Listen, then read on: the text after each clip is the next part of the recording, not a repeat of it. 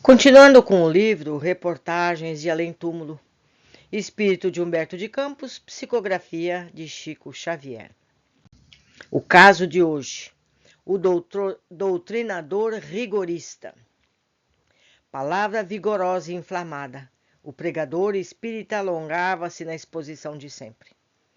Nunca haverá acordo entre o mundo e nós outros. Fujamos desta Babilônia incendiada, onde a perdição corrompe o caráter e perverte as melhores energias.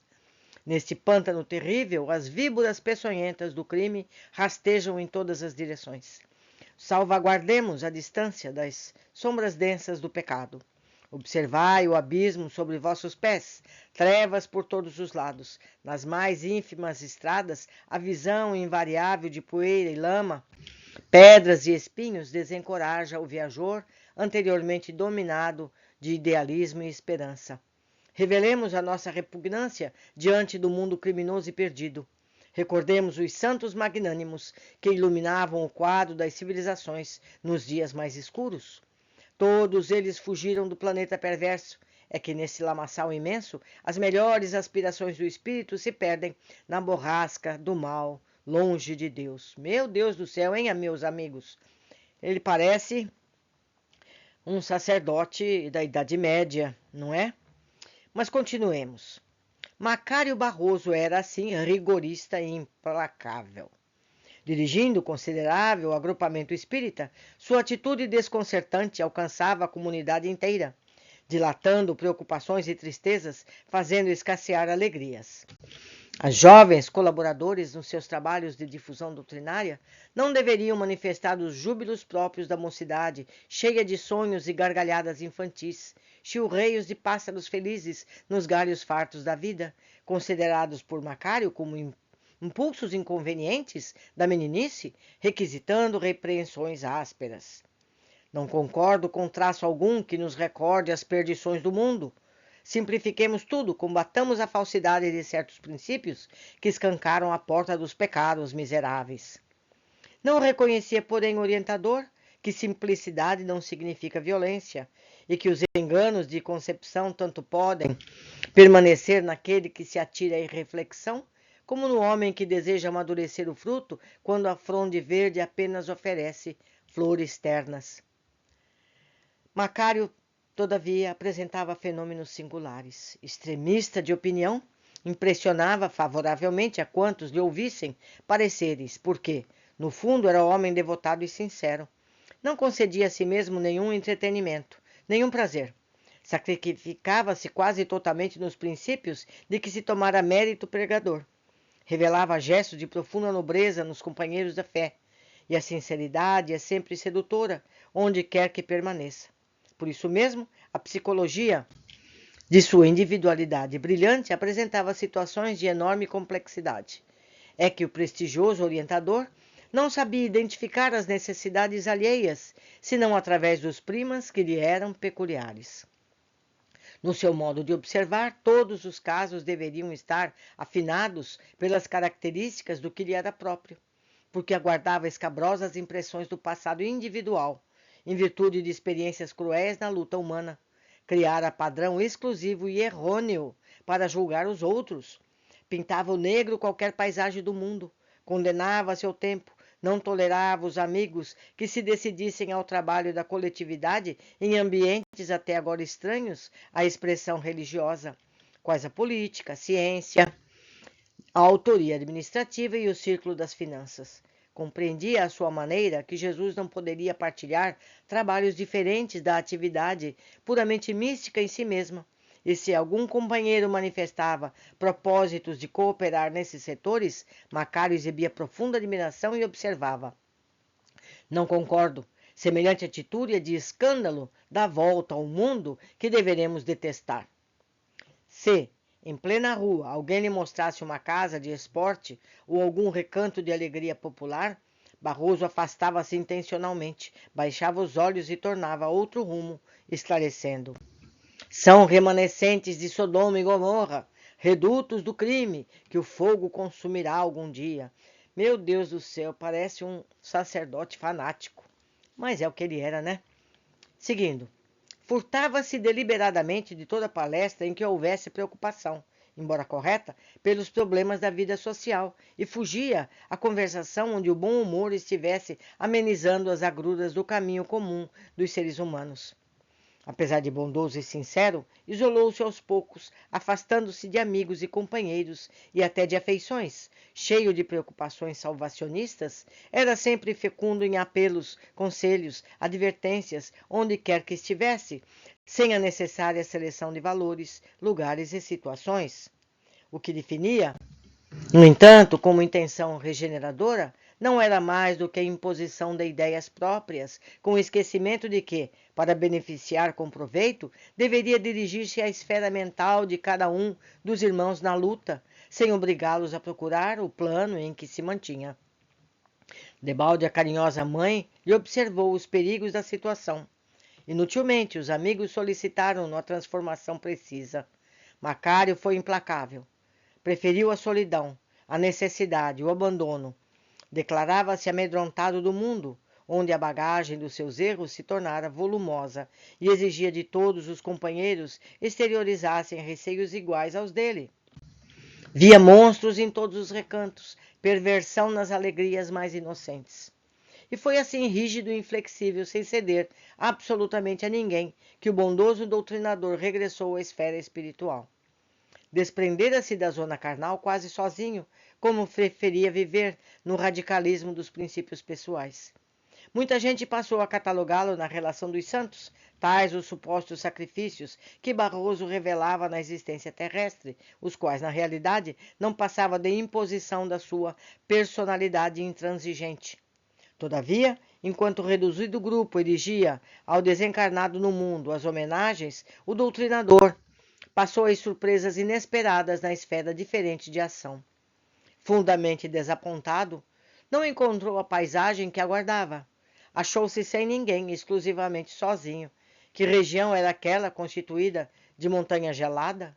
Contemplava à distância os vales que a neblina convertia em quadros cinzentos e indefiníveis. Frio cortante dilacerava-lhe o coração. Como interpretar a novidade constrangedora? O pobre amigo chorou amargamente, implorando elucidações da providência divina. Não fora combatente implacável dos erros e mentiras de seu ambiente e de sua época? Decorridos muito tempo na expectativa dolorosa, foi visitado por benevolente emissário que lhe estendeu auxílios carinhosos. Ah, meu amigo, que fiz por merecer tamanhas flagelações? Perguntou Macário, após agradecer-lhe a presença amorosa. Cumpri meus deveres, não esqueci as obrigações assumidas. O mensageiro contemplou-o afetuosamente e falou, tomando-lhe as mãos num gestos paternais. Oh, meu filho, quanto lastimo o teu desentendimento. Não posso negar-te o esforço e a boa vontade. Entretanto, a que incompreensão vos referis? Interrogou o ex-doutrinador conturbado. Acaso não me afastei do mundo para servir a Deus? A bondosa entidade fixou um gesto significativo e esclareceu. Está simplesmente afirmativa. Essa simples afirmativa demonstra o teu engano fatal. Como poderia o servo atender ao Senhor, que lhe contratou a atividade, abandonando a zona de serviço confiado a seu esforço? Reconhecendo a terra integrada na criação de Deus, como cumprir os desígnios do Pai, fugindo-lhes aos serviços? Enquanto Macário denunciava intraduzível angústia, no pranto que lhe borbulhava aos olhos, o amigo continuou. Muitas vezes procurei restituir-lhe o coração ao verdadeiro caminho, falando-te através de familiares e amigos prudentes. Mas cristalizaste os raciocínios, cerrando as portas do plano mental aos meus apelos. É que o mundo sempre me pareceu um insondável abismo de crime sem conta? Nunca pude contemplá-lo sem mágoa e condenação, exprimiu-se o recém-desencarnado lacrimoso. Procedeste qual homem tirânico que intenta violentar quantos lhe cruzam os caminhos, obrigando-os a partilhar o resgate das dívidas que lhes são próprias. Por estares endividado na terra, pretendeste doutrinar orgulhosamente, impondo aos outros inquietações e pesares que te pertencem ainda. Por que tamanha aversão à escola benfeitora? Acaso, meu filho, não te alimentavas do mundo? Não te vestias nele? Não foi o mundo que te ministrou os primeiros conhecimentos, que te proporcionou a bênção do corpo, a possibilidade de renovação individual, o reencontro das afeições divinas? Desejarias insultar a terra porque te concedeu a indicação aos pais, o templo da reencarnação, a tipidez do lar, o olhar amigo dos que te amam? Recebeste com abundância as inspirações de ordem superior, mas preferiste a solidão com a teimosia de quem não sabe renunciar aos caprichos próprios.